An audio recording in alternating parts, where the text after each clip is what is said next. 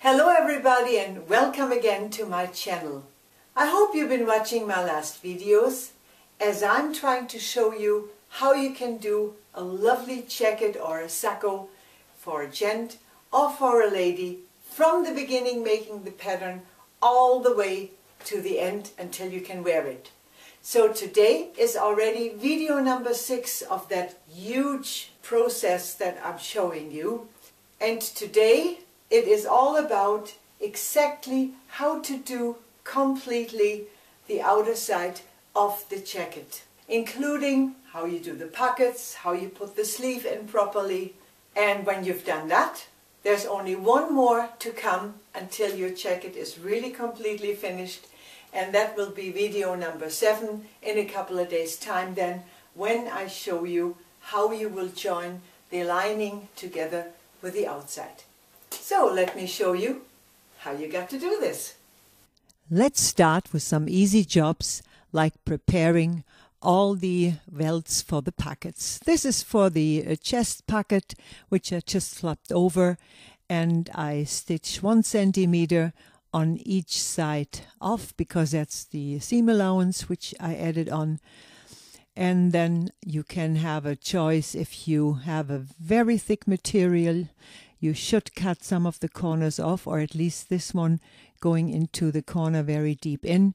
The other one I do not need to cut out because my material is very fine and that's not necessary. But then right away I take this little welt and I stitch very small, like 3-4 millimeters away from the edge along the bottom. Then I take my next pocket piece, which is the flap for the pockets, and I also take the pattern which I used for cutting those parts, but I move them 1 centimeter inward. So this is my pattern, very nice to stitch around to get those round parts very even, and I do that with a very small stitch. Only on the long part I can have a bigger stitch. And now I move the pattern over to the other side, and again there I can go easily around this curve with a needle with a very small stitch to get those 2 rounds really even on each side. On those curves, of course, it's very important now to cut them out on the rounds. You don't need to do that on the straight side, but definitely where these curves are. Otherwise they will not come out evenly. Turn them inside out, and then everything needs to be ironed because then it's ready for the next job.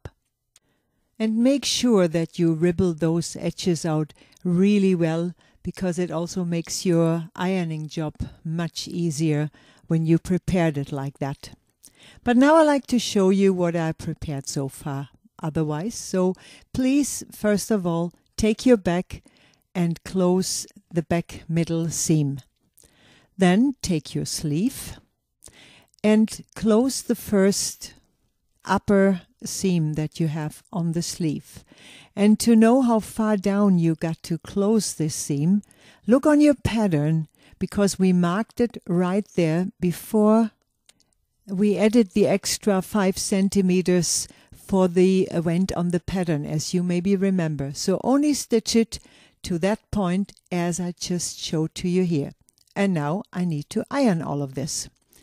So after the iron, you can see, of course, the middle seam apart, and as well I right away ironed the hem over in the width as I added it and how I want it to be stuck over. The same I did with the sleeve. I ironed that particular seam apart and extended it right away all the way down to the hem as one go. And at the same time I ironed the hem over in the width as I added it on. And now we have a look at our front piece. And there the very first job is to close the dart, which is coming out from this cut open that we have. And you see I marked this already with some little threads. And I have to turn my piece around here because I will start on the bottom of the dart, never ever where the dart is finishing off, because otherwise you get very funny bends and very bulky points if you would start on the end of the dart. So you can see now this is a very small dart that will happen here. And if you have this feeling that your material is pushing forward, then immediately take one of your patterns which you have lying around and put it exactly in that position where you would like to, or where you have to, stitch your dart. So I'm looking right away towards my end where I gotta finish it. You see my thread here on the right side. I'm pulling this out already so I don't stitch it by any accident into the material. And very fine and very even, I'll let the machine run out so my dart looks perfectly flat when I show you on the proper side. This dart now, I will cut open a little bit more, as far as I more or less can get in with my scissors, because this first part from this dart I want to iron apart, while the rest towards the end of the dart will be ironed over to the side seam. And if you see there's a little bit space left, then cut it a little bit farther open, the better it will lie. Now I take my little welt, which I ironed flat, and there I have my two little strings for the position. I marked the position a little bit inward and a little bit higher, so I can now take my welt and put it exactly onto those threads that I have, because now when I stitch it on, the seam will be exactly in my marking points where I wanted the pocket to fit.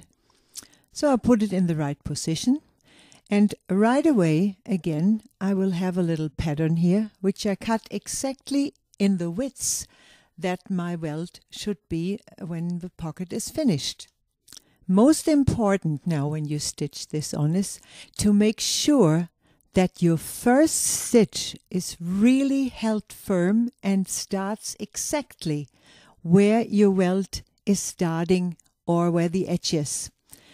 So now just go all the way along the pattern that you have, and when getting to the end, make sure your last stitch is really covering that welt exactly towards the end. And make sure you really have a very good back and forward stitching done, so it will not open up later on when we do this pocket. It's time to take the side piece and add it onto the first side from the coat, from the front. Your front piece is lying on the bottom, as you see here, and your side piece is lying on top of it. And always stitch on that small piece as you can see it here. Now getting to the opening, you can see that after doing the dart, now we're exactly in line again on the side seam. As I explained to you once before that somebody said, "Ooh, there's a funny edge on the pattern. Why is that?" In the moment you stitched your dart, then it's perfectly again on the side in one line. So first of all, doing the side, I stitch just a little bit before I get to that opening there to make sure that I can really push the two edges onto each other. Then I look right away for the end towards my hem to make sure I have nothing hanging over, that I'm very even and finishing off this so it's all in one line. So check your seam over when you've done that to make sure that it's all in line and that you got nowhere any pleaches stitched into that seam. So I would first of all like to continue with my chest pocket right now. I take one of my prepared lining pockets and I will push it slightly under the seam that I have from my little welt here. Right side lying on top of right side, and on each side I have approximately the same of the widths standing over from my lining. Now there's something very important. As you know, usually we have on these end of these pockets a right ankle that we got to think of. Not so on this particular pocket, because the welt that we have is not going up in a right angle, it's going slightly sideways. And if we would stitch this now again up into a right angle, then cutting open the pocket, we would later on have a hole on that end of the pocket standing out. And that is something you definitely don't want. Therefore, I will not start opposite of my last stitch from the welt. I will slightly go inward, and the same at the end. I will not stitch all the way to the end where my opposite stitch from the welt is. I will stop about 1 centimeter before. There you can see this. It's sideways, it's not parallel to that. Because now when I check this and I flop the welt up, I can see it will cover this hole that I have to cut right now. So I turn my front to the left side so I can see my 2 seams right here, where the width is approximately 10 millimeters, and I start cutting it open directly in the middle between those 2 seams. And I stop about 1 centimeter before I get to those last stitches, or to the last stitch, to be able to cut my triangle which I need for doing a correct corner in that pocket. If you don't exactly know how to do this, I got loads of videos in YouTube in my playlist for you, where you can see exactly step by step how to do this. Or you can also slow this video down in YouTube, of course, so you can see me doing it much slower than I explain it right here. So please turn it again to the right side, and now push your pocket part through to the left side. And then you can see right away, after you pulled this properly through and looking at it from the proper side, if you did not cut these corners in correctly, then it will pull if you haven't cut far enough, or you will get a hole if you cut it too far. And now you can see it's covering nicely the part that I got underneath. And my first job now here is I can either go on the ironing and iron this part flat, but as it's not visible later whatsoever, I just put a 1 millimeter stitch next to the seam that I have there, and that makes my part lying perfectly forever, as if it's been ironed very well. And again, I look on the left side right now, and I pick up my lining part and I flop it up towards my welt that's there. Now make sure when you put this on edge here that it's all in a right angle. And now stitch through this seam that you have there already from your welt all the way once across. When you've done that, check your jobs again.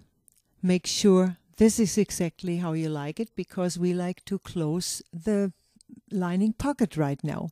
So put it all very flat, as if everything would be stitched already. It's got to lie very firm and flat like that on your sewing machine, and just go down on about 2 centimeters away from the edge.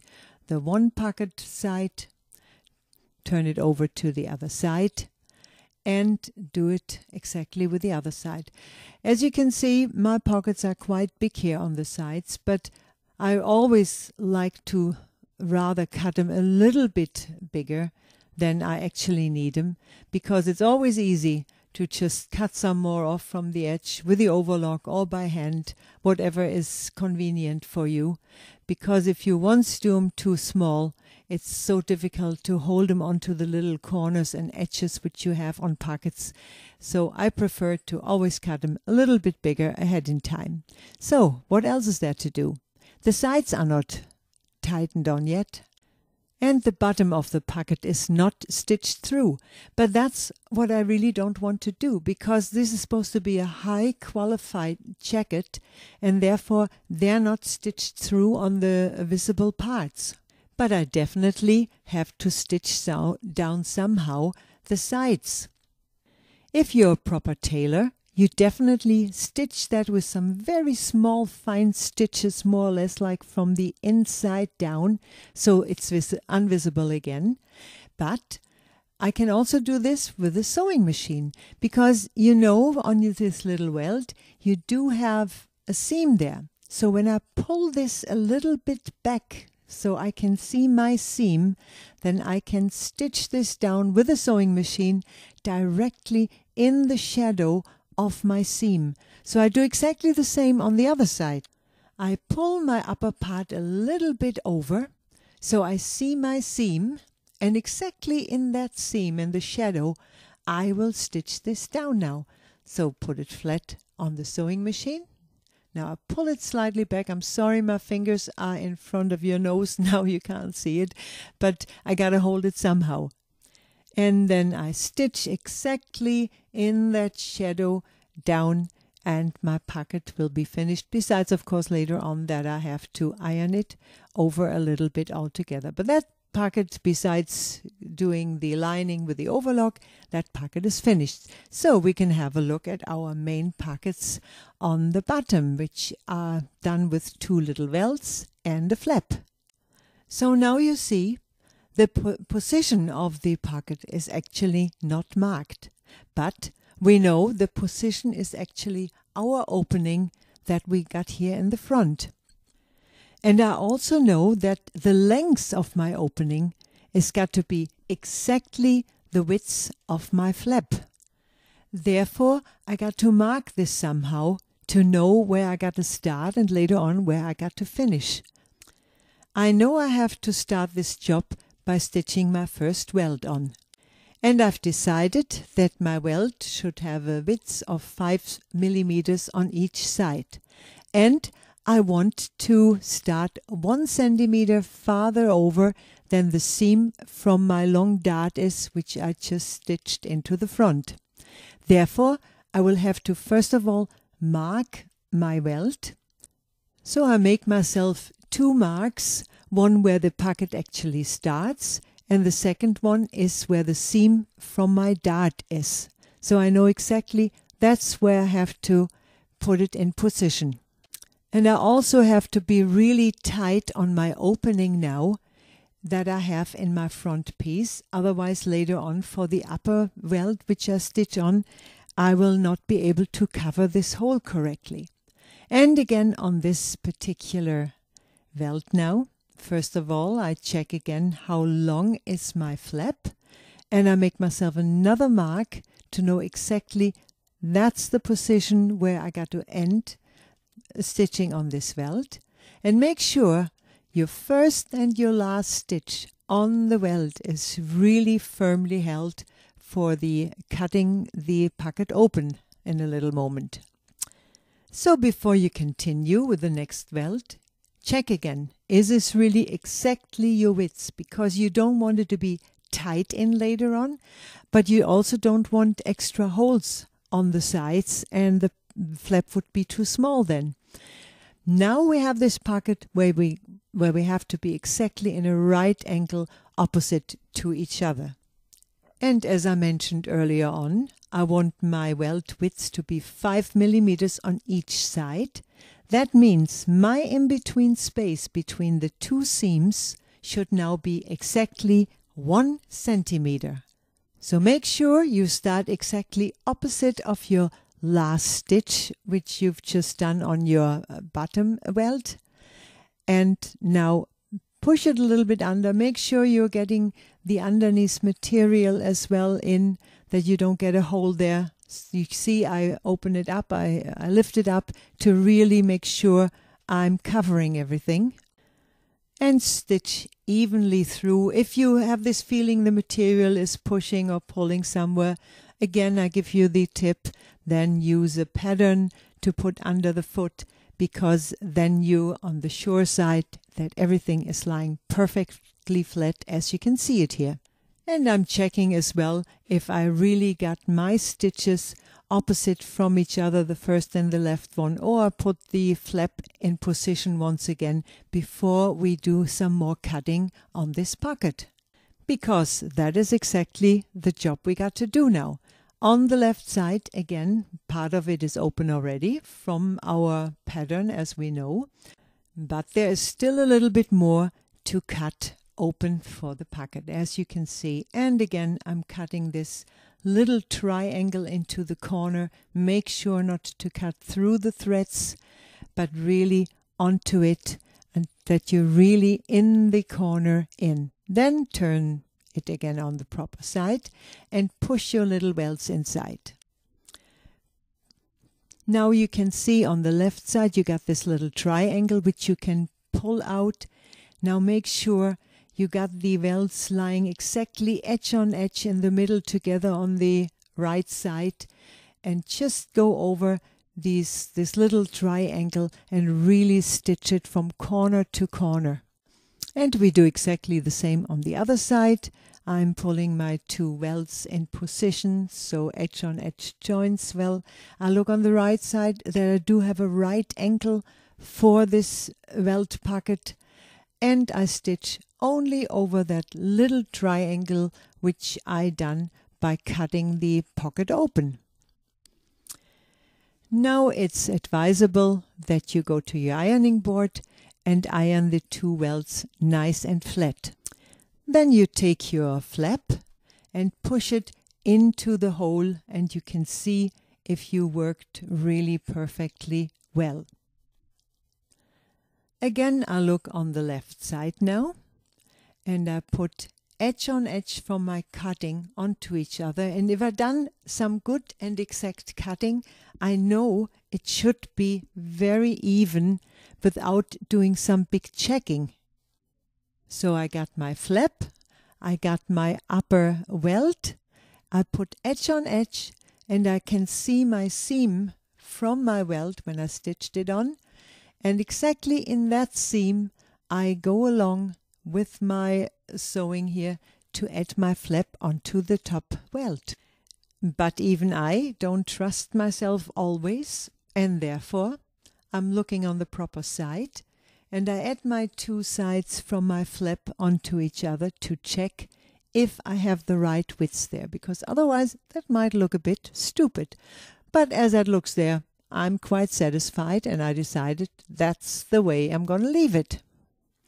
And another reason why this opening should be exactly the size of the flap is that some people don't like to wear the flap outside, so you can easily put it on the inside and wear it that way as well. So take your prepared pocket lining with the interface stitched on, put the right side on top of your bottom welt, hold them together and turn them over, and again go through this seam that you can see here from when you stitched the first welt on the bottom on. Now turn it over, put the lining down so you can see this seam which you've just done, and stitch it once over so the seam is lying towards the lining, as again you can see this here, because now this will always stay in that nice flat position as if you ironed it over. Now take the opposite side from this end of the packing and just put it upwards towards your flap and your welt. Make sure it's lying flat and not being pulled on the side. Hold those parts together and stitch again over the seam that you can see there. And at the end of the seam you can practically turn this part over right away and stitch down the first side from your pocket, from the lining, and do the same on the other side, and the pocket is closed. Now on high qualified jacket, you've, I'm sure, seen this before, that you try to put your hand in the pocket and you think, it's not a pocket. No, that's not the case. The case is that those pockets on high qualified sakkos and jackets will be staying forever in a good position if you do stitch them a little bit from the inside so you can't get into the pocket. So that's maybe also some other reasons why sometimes they're being closed up from the inside.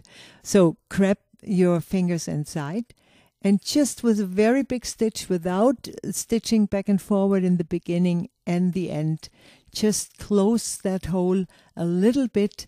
So if somebody wants to open it up, they can do this at any time. And that means all your pockets in the front are done already. Besides, of course, you got the other side to do yet, but I only show you one side. So go to the iron board and make sure you really iron everything you've just done, you just stitched, to be able to continue further on. Therefore, we're going to take our fronts and we're going to take our back right now. Put the back on the bottom on the machine and the front on the top, because we always stitch on the front. Make sure everything is in line, all your seams are edge on edge, and stitch the side from the back, it's the back seam actually, from the bottom upwards. Now make sure to look right away for your marks that you have in the side, so you will have an even seam going from the bottom all the way up to where you have your sleeve hole. And continue after you got at the end of this seam directly with the first shoulder before you do the other shoulder and then the other side seam. Now here's important, start in the width, of course, as you edit your seams, by stitching the first 4 to 5 centimeters really flat without adding any widths anywhere. Because you remember when we made the pattern, we said the back of the coat or of the Sakko or the jacket always has a certain amount of width, which is between 1 and 1.5 centimeters. And that width we got to hold in the middle, not in the front of the shoulder and not at the end of the shoulder, in the middle. Therefore you can see my left hand is underneath on top of the back, while I'm holding with the left hand slightly the width of the shoulder from the back into this part. So when you look at it properly, you can see the first part to the left here is totally flat, the end bit is totally flat, and all the width that I had is right there in the middle of my shoulder. So do the same with the other shoulder and the side, and then iron all the parts which you've just ironed, iron the seams apart. And now we continue with the color. On our neck part, we have this mark. As you remember, we put it in when we did the cutting. That's where my first stitch has got to start, right there. While my color has a 1 centimeter seam all the way around, and I have to start exactly in that corner by putting the 1 centimeter standing over from my mark that I have in my neck.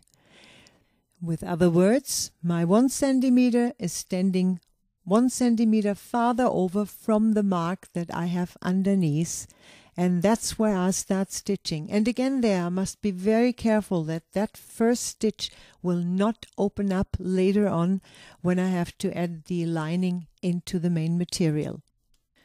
Now I put my neckline really even and flat on my sewing machine without pulling the edge out. It's got to lie as it wants to be there. And I look right away for my shoulder and for my first mark, which I do have in the color. And slowly, bit by bit, centimeter for centimeter, I go along this edge by putting the round into my neck. There was my first mark now for my shoulder, as you could see. And that had to fit exactly on top of each other. When I get there, I continue a little bit on and right away look for my next part, which is my middle seam from the back and my mark in my color. And that also, again, I want to fit exactly on top of each other to make sure my color later on will not be twisting and turning. And after my middle back line, I'm already getting to my shoulder. And again, I look for my mark, I look for my shoulder, I make sure the seam is lying apart, and I stitch all the way to my second shoulder. As long as you always be patient and take your time with those kind of jobs, you get it right done the first time and don't need to open up any seams because that is not a nice job, as you probably know. So continue all the way to this right front curve here.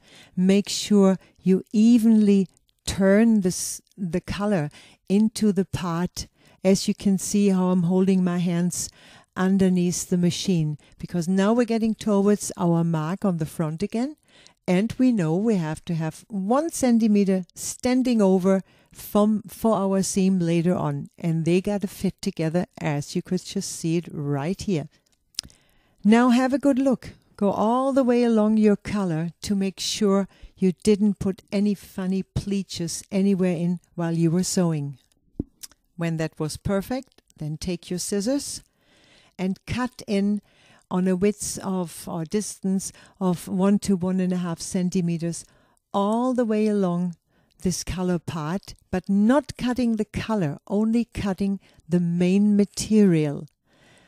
And make sure to not cut the thread through. Then jump over the seams that you have there because they shouldn't have any cuts in. But do the cutting all the way along till you get to the other side again. Because when we've done that, we can on the iron board now easily and really nice iron the complete color apart, which is necessary for a good fit, and the other jobs coming up as well for later on. With other words, make sure now to really iron all your seams apart, because now we like to have a look at our sleeves. On the upper arm, we will do an envelope corner, while on the underneath part, we will only do a normal seam. So I like to explain to you how you can do this. Turn your sleeve so the right side is facing you. And then look into this ironed corner that you do have here. Hold that corner down with a pencil or whatever you have and flop it over so the edges now on the top fit together. And maybe you can also see your ironing lines there very well. Then you can also just fold this over without the pen if you wish. With other words, all your ironed edges are more or less lying directly on top of each other.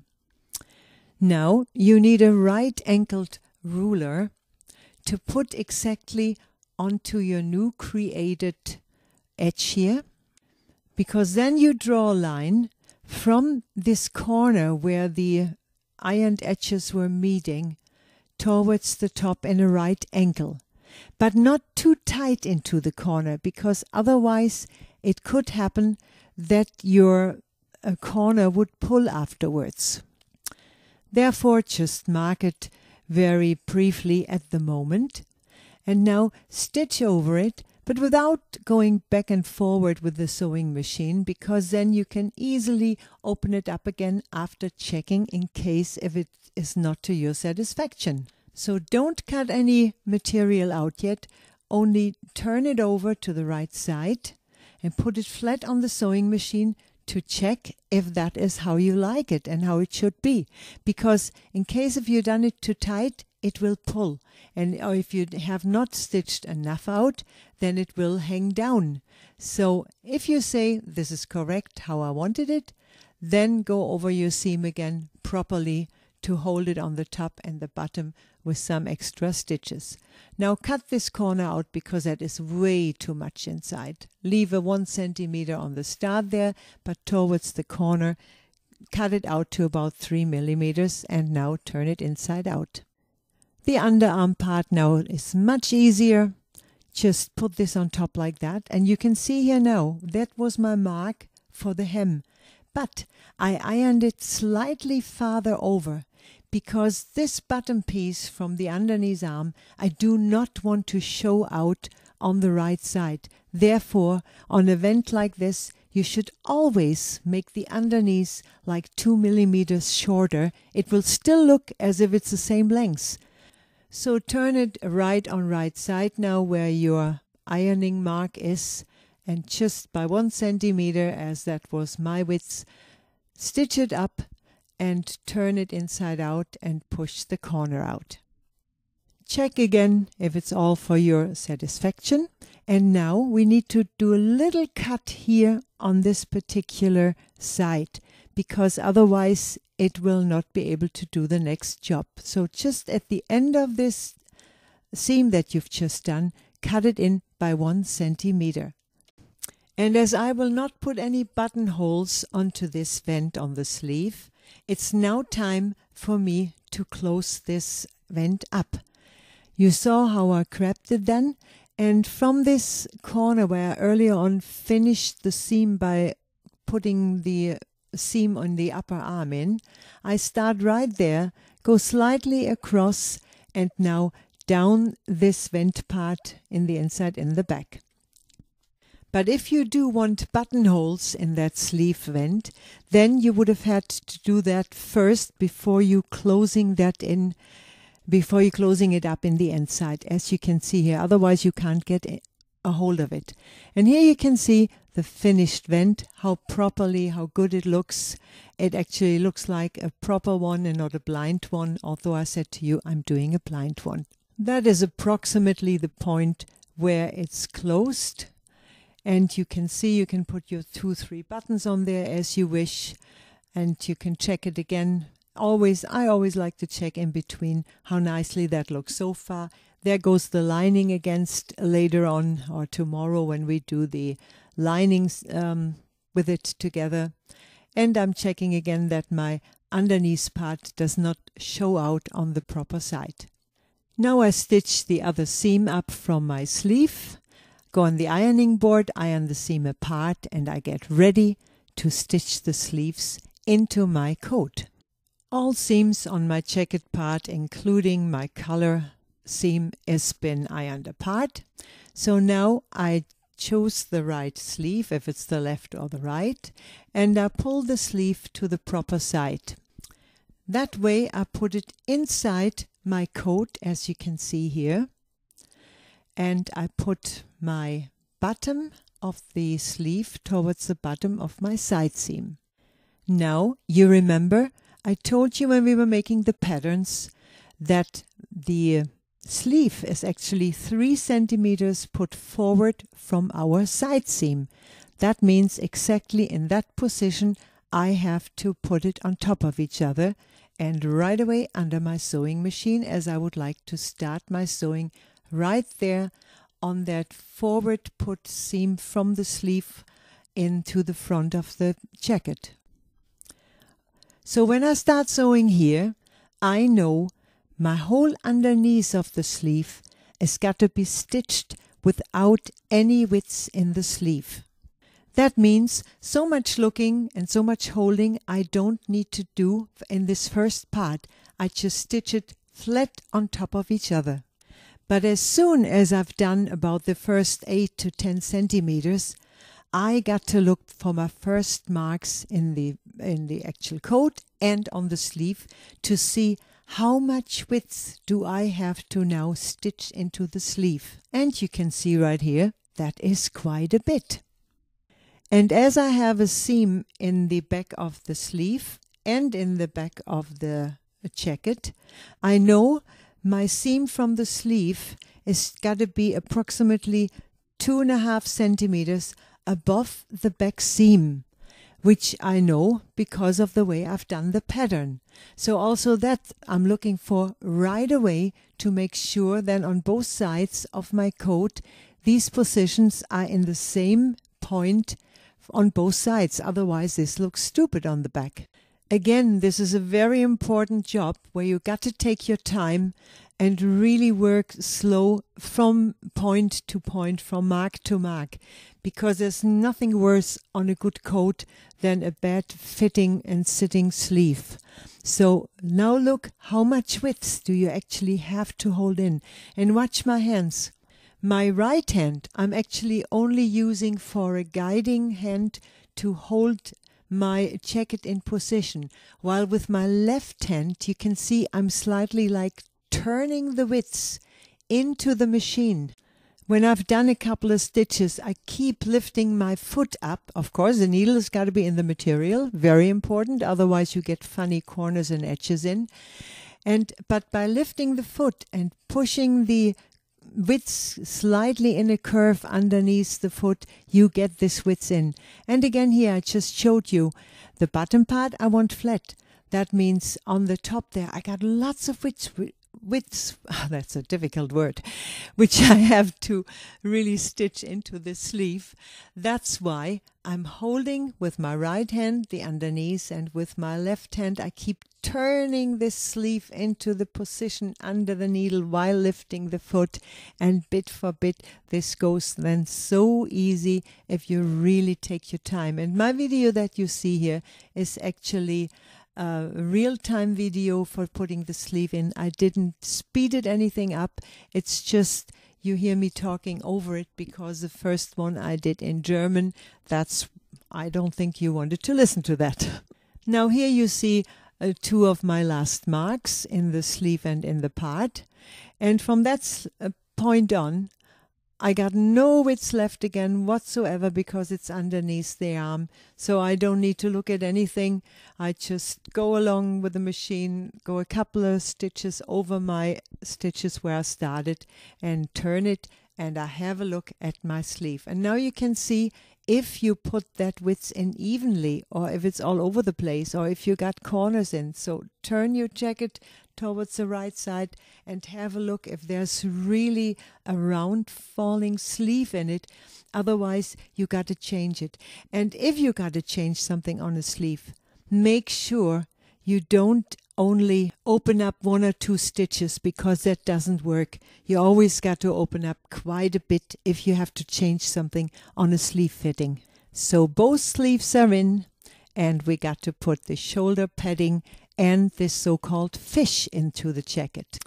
Out of some soft padding material that you probably have somewhere in the house, cut a piece approximately 22 to 24 centimeters long, and in the middle about 5 centimeters wide, and at the ends 1.5 to 2 centimeters wide. So take one of those nice pieces and put them onto your coat on the sleeve part, not on the top of the shoulder, but inside the sleeve practically, and hold it first of all onto your back seams, approximately there in the middle. Hold it on. Now hold it very loose and go all the way there to the front. Of course, on the other arm you start on the back anyway, because now you're stitching on top of the seam, exactly in the seam which you just put the sleeve in. And you put edge on edge, your material edge onto the edge of this padding that you have there, and very loose stitch it in, but make sure not to put any pleaches in underneath where your sleeve is with all the widths, because that can happen very quickly if you're not being carefully by pushing this all out of the way and not to stitch it on. Now check it. Look at it. If it's really evenly in, you can also look at your seam. If it has any funny corners in, it should be one line stitched through. And now we're taking the shoulder padding. Although I don't like to work with thread and needle, I'm more a machine girl, I will stitch this one in by hand because it fits and lies so much better. So look at your shoulder pad. The smaller part from the point on is the front, and the longer part is the back. But the point that you see, or sometimes there's a little corner cut in the pad, is the shoulder. So put that point or mark which you have in the pad exactly on top of your shoulder, and then lie it over your hand as if you're wearing it on the body, and start stitching it on, not all the way at the back at the end, because sometimes these pads are for the back a little bit too short. So leave about 2 centimeters hanging over which are not stitched on, and then with very loose and very big stitches put it exactly again edge on edge with your sleeve, with your fish, completely stitch it onto that edge. And if you can pull this pad slightly apart from all the parts that are there, then just take that bottom part that you will stitch on, so the other one is still loose, because the looser this is stitched in, the better the sleeve can roll over the top. And keep putting it slightly round over your hand to make sure that's the way it wants to be on your shoulder then. So at the end, put an extra stitch in so it doesn't open up again, and that's the first part done.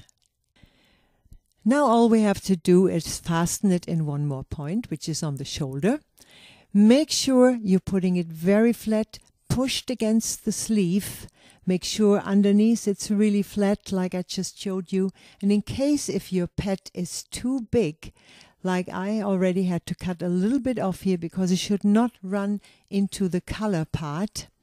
And then just take it, put it flat down like that, grab your pad and the seam from the shoulder underneath and put it under your machine and put a little stitch in to hold this shoulder pad down. And now we're turning it over and we have a look how well this sleeve looks already without being ironed over or anything else done, but that's the way it should be. So we have a look at it on the doll together.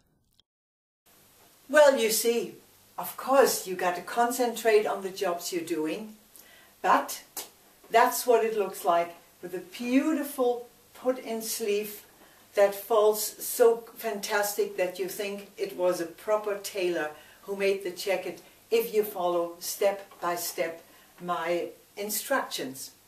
So that was it for today. And I'd just like to mention, in case if you do not know this, but in case if I've been too fast with some of my talking, you can watch the video much slower by changing it in YouTube. But I think you know that. All right, I say thank you for watching and hope you come around again. Bye for now.